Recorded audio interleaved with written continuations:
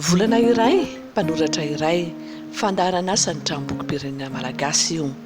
Tamin'ity volana jolay ity dia imbitika arambala no ampahafantarina antsika. Izy ary zany imbitika arambala izany. Rambo hanome Tsoandrainy Max Edmond, izay no tena anarako. Efa any amin'ny 70 taona any angamba. Izany hoe farafahakeliny izany eo amin'ny 20-30 taona mba hoe nanoratana. Izany hoe nanoratra ihany taloha. Ny tena nanomboka tao amin'ny sehatry ny fanoratana dia teo amin'ilay tantara mitohy momba ny sida, izay programa mpanjakana angamba izy iny dia ilay hoe sary volana. Alohan'ny nanaovana ny sary volana eo nefa dia vao antso ny tena hiofana aloha. PCI tamin'izay fotoana izay nanofananay dia izay nahatonga an'ilay hoe sary volana. Teo ny tena nanomboka hoe tena nanoratra. Raha tany amin'ny voalohany izany dia karazana karama no natao, satria vao karama aloha nanoratra an'iny programa mpanjakana iny. Tateo aoriana moa dia nitohy ilay izy tao amin'ny RNM. Tamin'izay nisy fitezahana momba ny fahadiovana, momba ny maso, momba ny fandrindram-piterahana ary be dia be izay asa zay. Dia ny afara tamin'ny fanaovana sarimihetsika izay mandeha amin'izao fotoana izao ao amin'ny Novegas, novokarin'ny scope digital jiabijiaby. Tamin'izay fotoana izay dia RC Max, izany hoe AIRSY, anga iraisan'ny rehetra sy Max. Tamin'izay fotoana izay dia izay aloha ny netiny anarana sorona anarana. Dia rehefa vita izay dia izay vao nanoratra samirery, izany hoe niainga tamin'ny arahana tamin'ny olona maromaro. Takan'izany ohatra niaraka tamin'ny Silofo José, ary Komisarandry, ry Anjary Livo, ry José Alain Mivady, ry Madame Josette no niaraka tamin'izany. Takan'izany Elisera Mamontsoa. Reny izany no niaraka tamin'ny tena sy azo lazaina fa namaola volany tena ho toy izao. Ny tantara mandeha amin'ny onjam-peo ny tena hamantarana ny RC Max, izay totosain'ny Sophie Ravelomanantsoa ao anatin'ny tantara hoe fa isaky ny mandefa tantara ao amin'ny RNM na amin'ireny DRDP na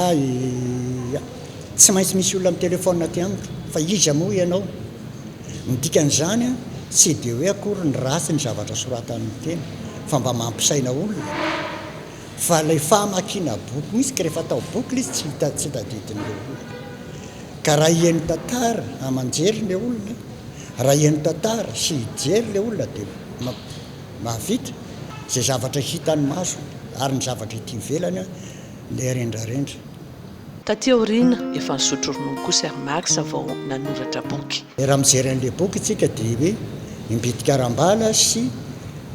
Hermaso. Ireo efa taty amin'ny sotro ronono vao nivoaka ireo. Nefa kosa ireo zavatra ireo tamin'izaho mbola niasa izany ka mitondra ny anarana hoe RC Max na imbondra indray. Nisy hoe mboky koa satria tao anatin'ny herinandro nitakiny Ramatoa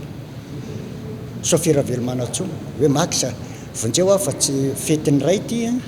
fa tsy manana tantara atao amin'ny zoma arivo, tantara hoe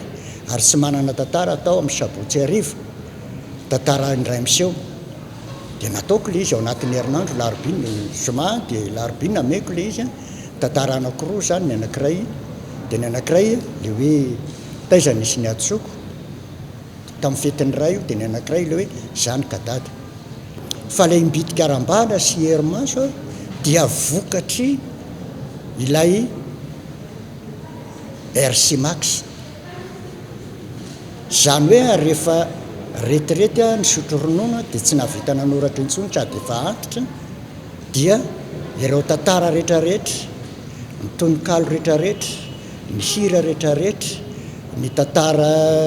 novelle moa filazan'izany ny indray miaino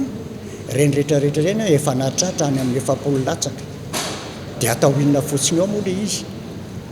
ny resaka tamin'ny zanako hoe manan-kevitra ohatran'izao ho avoakako amin'izay ho ireo tantara ireo dia rehefa namoaka an'ireo dia izay vao ny safidy an'le hoe imbitika arambala le hoe imbitika arambala zany dia be dia be manontany hoe ina koa ny dikan'izany ny dikany dia hoe imbitika mora fantatra izay hoe imbitika bitika zany ny fototeny dia hoe le kely ohatrany kambidy sy ny sisa le rambala indray satria za teraka tany Fianaratsoa dia ho ana ihany Fianaratsoa ho any any Betsileo any dia hoe nde ho any Ambala hody any Ambala dia hoe rehefa tonga Fianaratsoa na tonga Atratimo ny any dia hoe Kiambala tambanivohitra zany le Kiambala ka sy le Kiambala aloha ny raisiko fa nataoko hoe rambala dia hoe lay tambanivohidahkeliny zany ny dikany hoe imbitika rambala asiarovako an'le Betsileo satria afaka mitsoratra tena Betsileo satria tany niteraka tany amin'ny 70 vao niakatra teto Antananarivo dia mba misoratena Betsileo ny tena dia hoe rambala hoe Kiambala dia imbitika moa dia hoe zavatra kely ange io ny tena tsy dia hoe manam-pahaizana be manahoana dia izay ny antony dia izay nahatonga an'le hoe imbitika rambala voatazona hatramin'izao fa taloha zany imbitika rambala zany dia vokatry ny zavatra nataon'ny Imbo sy RC Max. Maro ny boky nosoratan'ny imbitika rambala ao ny Ambatomboverina Isan'ny Hamontana Sohimanga ary ny Herimaso voaloha faharoa fahatelo. Ny Herimaso ndray dia zao ny Herimaso dia hoe ERI fa tsy asa tsy hetraketraka le izy tsy hery fa eritreritra vokatry izay hitan'ny maso hatramin'izay nahatserovatena zay ny dikany hoe Herimaso ka io Herimaso io eo amin'ny boky fahatelo no nivoaka hatramin'izao hivoaka amin'ny tsy fantatra afaka ray volana roa volana ny Herimaso faefatra ny Herimaso fahadimy efa ao zany hoe boky anankiray dia misy tononkalo dia misy tantara indray miaino eo amin'ny valo amby folo pejy 5 amby folo pejy roapolo pejy dia misy tantara mitohy ny antony dia tsotra le izy satria ny zanako no manampy ny zanako dia anisan'ny ron'le amin'ny teny frantsay ialana sy hoe génération sacrifiée tsy nanomboka hatrany taona 70 ny makaty dia tena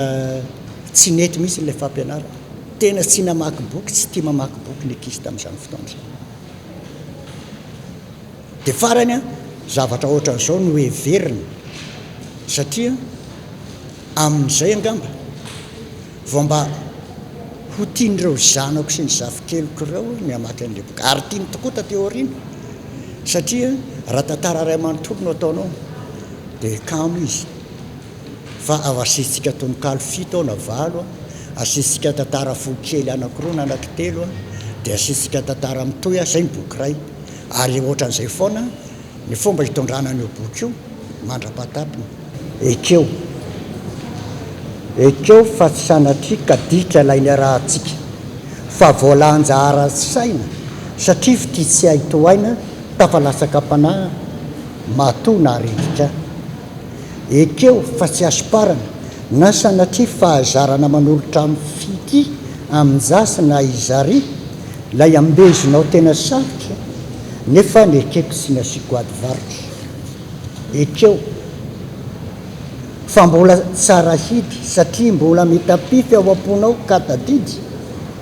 nefa antenaiko sy hikiky ilay fitiky kotikotika nilaozanao nandositra ekeo fa na hivavaka aza na hivaly lalandava dia mbola hivazavaza na tsy mety voafafa ny olatry ny lasa na eny atratra n'olo-kafa fa mbola adiny bitika rambala ny fivarotana amin'ny boky ny ankehitriny tsy izany manana ny etomanana tena tsy iza mihitsy satria marina fa hoe misotro ronono izay mivady fa tsy izany ke mahatonga ny boky ohatran'io zanako no manome vola de efa mandeha izy zany sao efa ahoana dada alefa am'izay ve le boky mbola andraso aloha fa vao miteny amin'ny zanako fotsiny aho hoe atao le boky de ohatrinony de zay le izy zany ary ny zanako no mamatsy ahy manao an'io boky io de indraindray a mahita an'le zavatra tsy mandeha de ohatrany hoe kivy a nefa le olona zay tonga ao amiko a lina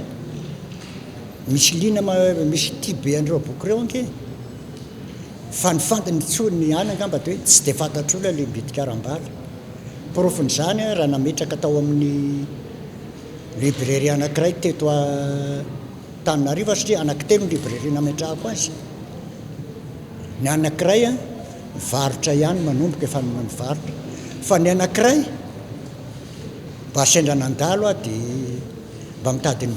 boky ny bitikaram-bala aho izy akoho zany ozy le olona tao tena sy misy mihitsy ny ve zavy taloha efa talohany eo fa niditra tao de nikariko an'le boky de tamin'ny faharoa niaraka tamin'ny zavikeloko de hoe ndao leso aho alaina le boky fa ary amin'ny kizo ary no ametrahan'le olona n'le boky de tonga tao a de le zavikeloko ty babity tena mandrera maninona raha sy manao an'izany toetra zany ka hitanao ary ka zany le izy hoe le olona raha hoa tsy mahafantatra hoe izy moa le hoe any de tonga tao a de hoe mba mitady ny boky nybitikaram-bala zay tsy mivarotra an'izany ozy izy le zareo de misy ao fa ny anankiray kosa dia naalafo kosa nametraka kosa atao a de naalafo zany hoe miresaka ty amiko le olona de aiza misy ny bokinao de reto a de ao amin'ny biblioteka ao anankiray zany hoe le biblioteka le mpivaroboky anankiray aloha tena nahasosotra de nisotoniko ny boky tena nahasosotra ary amin'ny nantany a misy miboky fe ato tsy fantatray zany aleoko esorina le izy mpanoratra tia mitokatokana tsy tia mifankaro amin'olo ny mbitikaram-bala mitokana izy mandinika mamakafaka izay hitany masony mandalina izy ireny ny sofiny ary maka aingam-panahy amin'ny boky tiany mahampalahelo fa tsy vahatsy gasy fa vazaha ny antony di ina moa no azo atao fa ny antony itiavako any sanateonao indray tsy resaka littérature novinanaovina fa lay resaka ny fomba fanoratry sanantonio satria peze ray sy tapany phrase ray ka raha tsy olona tena mamakafaka anao ka zay ny zavatra tiako ny zavatra ohatran'izay de faharoa koa ny zavatra tiako dia ny resaka policier momba ny polisy nanoratra ihany a policier ao am'le hoe rabary sarajao fa ny zavatra ao amin'ny soratako dia voalohany mifahatra ny tenako amin'ilay teny frantsay hoe raha misy olana zany dia tsy resaka kitakita fa la meilleure victoire et celle qui n'exige pas de combat aleoa alamina le zavatra rehetra hafa sy lay tantara mandeha amin'ity herinandro ty ao amin'ny RNM fa zay aloha de mikitrakitra be le ankizy vavy zay le momba ny mbitikaram-bala ka ny zavoko zanako sy ny zavokeloko fa mivarotra nge za fa tsy mahalafo tsy fantatr'olona taka an'izany koa namorokira fa tsy voaray tsy raisiny olona zany hoe angamba na tsy mahay ny tena na sy de manao ahoana ny zavatra atao na koa tsy zatra mamaky boky le olona mpanoratra manana aingam-panahy miavaky mbitikaram-bala mampiavaka azy ny fahaizany maneho amin'ny fomba feno fiangaliana ny endrim-piainana andavanandro ny fitiavana amin'ny ankapobeny sy ireo izay maningana ary ny fitiavan-tanindrazana mpitondra afatra sy anatra andona ireo olon-kendry sy izay teo ho endry no votoatin'ny kanto voiziny sy aparitany. Mpitahiry sy mpamelona ny teny izy ary miezaka mampiasa ireo voambolana mila ho tototra ny teny tsy fatapiaviany. Novinanoviana tsy hisy fanabeazana ho feno ho azon'ny olona anankiray raha mbola hito ambonin'ny tany. Raha makany ampianarana ny ankizy na tonga hatreny Ankatso aza eny amin'ny université na iza naiza mbola tsy feno ny fanabeazana maha olona azy. Ny ray aman-dreny misy ny manam-pahaizana, misy ny tsy manam-pahaizana, mbola tsy feno ihany koa ka na any ampianarana na any am-piangonana na eo amin'ny ray aman-dreny tsy hisy fanabeazana ho feno zany. Fa raha ohatra ka olona anankiray no mamaky boky dia tsoriko aminareo fa miafeny tsikelikely ny maha olona azy satria mibe manokana ary le famakiana boky ange misy dikany fa tsy hoe vakivakiana fahatany ihany le izy. Zavatra anankiray mba nomariko tamin'izany nanao roman photo raha tamin'ny andro ny fahatanoranay mbola zana sisy fa ny tamin'izany teny français daholo le roman photo. Ny vehivavy ny tokantrano izay namaky roman photo rehetrarehetra dia naharitra hatramin'izao. Roman photo novakiny tamin'izany ny dikan'izany izay rehetra namaky boky dia mahatsapa fa ao anatin'ireny boky ireny dia misy fanabeazana ary azo hibeazana mihitsy ny ao anatiny. Raha mahita boky iray zany ianao dia fantaro fa hoe tsy ampy ny tany aloha tany fa tsy maintsy misy zavatra ho raisiko ato. Ny antony dia ity, tsisy olona daladala ange ka hanoratsoram-poana dia hanao an'iny boky fa matoa iny nataon'ny boky dia misy zavatra tiany ampitainao, misy fanabeazana tiany ho anao ao, misy toe-tsaina tiany hanananao ao ary aza manantena mihitsy ianao fa feno foana na manan-karena manahoana ianao na manana toerana manahoana ianao. Tsy izay ny zava-dehibe. Oka isika tsy hihezaka hanan-karena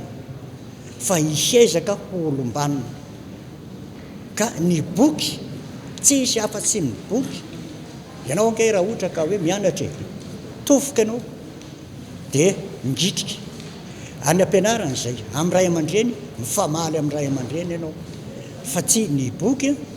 raiso mangina dia raha vao mandray boky ianao dia hoe tia tsy olon'olom-poana nanoratra n'ity fa misy zavatra tiany ampitaina fa tsy olona daladala akory ny matoa ny olona manao boky fa misy zavatra tiany ampitaina ao dia hoe inona moa no tian'ny olona ty ho ampitaina ary izay ampitaina izay matoa tonga eto amiko ty boky ty dia anjarako ny maka ny fanabeazana. Noho izany manentana ny tanora indrindraindrindra tsy misy zany hoe feno zany ny fanabeazana ary tsy misy olona tena hoe manana ny fahendrena tanteraka ka ianao izay aorianao tadidio fa ianao izay tantanin'olona amin'izao fotoana izao tsy maintsy hitantan'olona ianao rehefa tonga mahatalehanao, mahatonga chef de service anao, mahatonga directeur anao, mahatonga anao ho andrehetra hitantany ianao fa raha tsy mamaky boky ianao tsy ampy fotsiny ange ny teknika, tsy ampy zany fa mila mamaky boky ka tsy ampy ny diplôme, tsy ampy ny vola fa miazaha olom-banona. Ny boky ihany no hitondranao olom-banona satria nahoana ka zay ohatra raha izay olona rehetra miresaka aminao hiadivanao tsy inona, hiadivanao ny ray aman-dreninao, tsy mifanaraka amin'ny lohanao, hiadivanao ny mpampianatra ela loatra, hiadivanao ny any am-piangonana hoe fivavahana avy any velany, hiadivanao ny fomban-drazana hoe izay tsy mila an'ireny. Tsy misy afa-tsy ny boky zany mamaky boky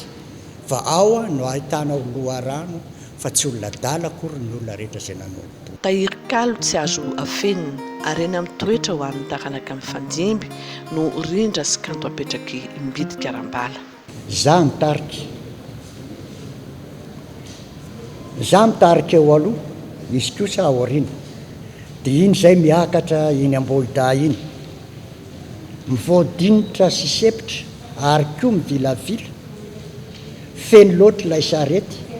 nefa mbola voatsiny mangazo nefa zato avy ho anay mivady rehefa mety atao vonana eo eo ny masoandro ity sarety ity no fitaovana entinay mitady ho an'ireo ankizy sy arotsako nahandro ny tosi-drasy ny goty ny diabety dia tsy isy raha ny anay ny sakafa tsy mety ho lasa menaka rehefa rivariva alohan'ny amonjenany ankizy dia asiana tapaky ny bota mba hatao ody reraka ny ankizy tezain-janahary dia be azo bokon'olona hatreo zay aloha ny vita zay no mba fiainana tsy mila kivikivy zany raha pisindray mbola vonony dia mba makamaka eny fa izy moa no hitarainana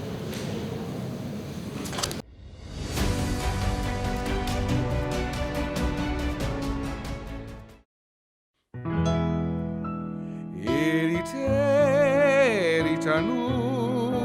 vimankina ovitrovitra sakiatsire kubakelatra hoa zay ampita any aninonata ny tsy hita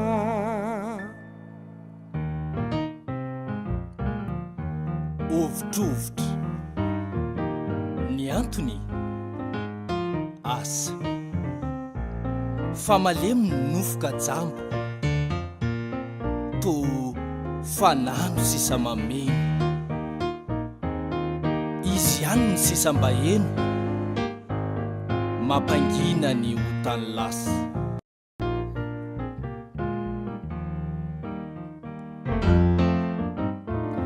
mangina tokoare ny moro-pari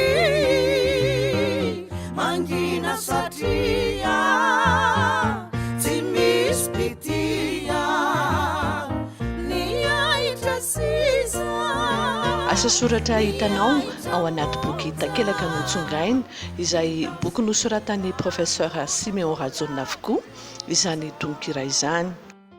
professeur Siméon Radzone izay mpampianatra mpikaroka ary anisan'ny malagasy voalohany nianatra sy nandalina ny teny malagasy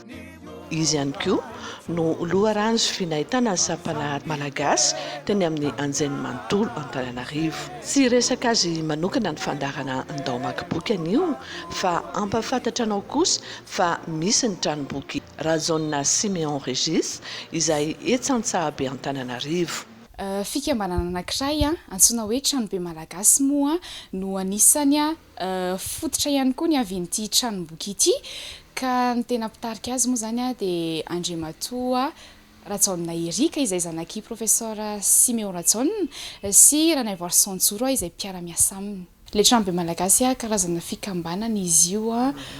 mifototra amin'izay fantara-pahalalana zay le tranobe malagasy dia ry zareo ireo no namorona hevitra andao tsika amorona biblioteka dia iny zanaky professeur Siméon Radzone dia hoe andao ary amin'ny tranonay ary manganana an'ilay izy dia izay ny 5 décembre 2024 no nisokatra ny tranomboky apiton fahalalana izay no targetra ny tranomboky Radzone Siméon apitaina amin'ny alalan'ny boky raha ho an'ny eto Madagasikara dia vitsy na atao ary hoe tsy mbola nisy mihitsy izany hoe olona nomeny trano fonenany ho atao tranomboky izany fa ny taranaka professeur Siméon Radzone no nahatsapa fa afaka manampy olona marobe reto boky izay lovana petraky ny rainy reto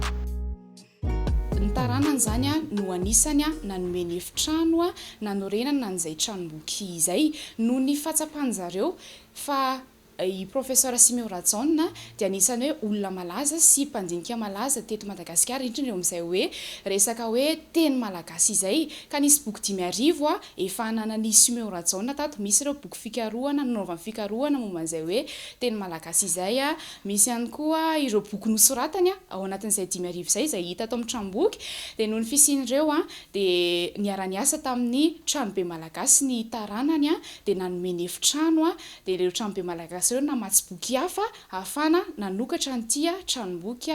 Simeon Rajaona ity. Efa misy ray alina mahery nyizany boky eto amin'izao fotoana izao, toy ny fianarana kajy, ny lalàna, ny toe-karena, ny malagasy indrindraindrindra. Ankoatra ireo boky fianarana dia hita eto ihany koa ireo boky ilaina amin'ny fiainana andavanandro, ny fianarana asa, ny fambolena, ny fiompiana, ny fianarana mahandro, ny boky mahakasika ny fivavahana sy ny sisa. Misy toerana natokana ho an'ny ankizy koa eto. Fa ny tena mampiavaka ny tranomboky dia ny fahitanao ny asa soratra professeur Simeon Rajaona. Eto amin'ny hitantsika eto izao no anisany ahitana ireo boky nampiavaka ny Simeon Rajaona, izay misy ato ny rakim-pandiniana izay nisoratany Simeon Rajaona, dia misy ihany koa ny structure du malgache, eo ihany koa ny zavakanto vita amin'ny teny izay anisany nosoratany daholo ireo rehetrarehetra ireo. Ty boky ty zao dia mirakitra ireo fitsipiky ny teny malagasy rehetrarehetra izay atao anatin'ity structure de malgache ty. Ho anao na koa anao izay hoe mpandinika ny teny malagasy dia atao anatin'ity ahitana andreo fitsipiky ny teny malagasy rehetrarehetra. Eo ihany koa ny boky literatura, anisan'izany ny zavakanto vita amin'ny teny, ireo sary teny isan-karazany hita amin'ny teny malagasy dia anisan'ny trandrahan'i Simeon Rajaona ka namoahany an'ity boky zavakanto vita amin'ny teny ity. Ho an'ireo mpianatra mpikaroka ny teny malagasy sy ny literatura malagasy ihany koa dia manana tombony betsaka satria hita eto ireo voka-pikarohan'ireo mpianatra eny amin'ny anjerimanontolo izay nampianarin'ny professeur Simeon Rajaona. Mitokana mihitsy koa ireo boky mikasika ny tantaran'i Madagasikara sy ny kolontsaina. Misy ato ny literatura malagasy dia misy ihany koa ny bulletin de l'Académie malgache, eo koa ny langue et grammaire malgache, littérature générale ary ireo karazana revue linguistique rehetrarehetra momba ny teny malagasy. Eo ihany koa raha ohatra hoe tia fantatra ianao ny avian'izany atao hoe teny malagasy izany dia misy ato ao anatin'ny linguistique austronésienne no ahitanao an'izay. Ato ihany koa misy ny histoire de Madagascar, ny sciences sociales, ny divers malgache. Dia raha resaka hoe fivavahana indray dia misy ireo karazana boky miresaka an'izay hoe spiritualité izay. Maro ny olona manao asa fikarohana eto ary ny fisian'ny toerana tahaka itony dia efa manampy betsaka azy ireo eo am-panatanterahana ny asany. Misy ny tetika asa fanitarana tsoatsy. An'izao amin'izao fotoana izao misy boky 3 alina ho avy. Dia mazava be fa tsy maintsy hitarina ny tranomboky sady efa mihamandrosoka izy amin'izao fotoana izao efa mifantatry ny olona ary ihany koa betsaka ny olona hoe manao an'izay asa fikarohana izay ho any eto Madagasikara ary ny tsy fahampiany boky indrindra moa izay no antony hoe nananganana tranomboky ka izay indrindra no antony hoe isy efa misy ny tetika asa antarana an'ity tranomboky ity. Izy aloha izao efa mahazaka olona 500 hoe mahazaka olona mihoatra an'izay ihany koa izy satria any ambony mbola misy dia misy an'izay heritreritra izay indrindra. Manomboka amin'ny 7 maraina ary mifarana amin'ny 5 ny fandraisana eto amin'ny tranomboky Rajaona Simeon. Misy fandraisana anjara 10 ariary ho an'ny olon-dehibe ary 500 ariary kosa ho an'ny ankizy. Mahafinaritra, milamina ny toerana izay anentanana antsika rehetra hamaky boky foana. Mangina satria tsy misy pitia ny ahitra sisa ny ahitra monja mindao sy ny rano na volaky ny onja Miehevinevina ny any sy ny eto Petsapetsa ny ora ny tsotso Samilena ka miara miseto Embonembona roa mifanotso Misy takariva miavaka noho ny alahelo aminy Mampanainga tombavaka Veto tsy talanina Zay jinery amin'iny mahalava ny fisainana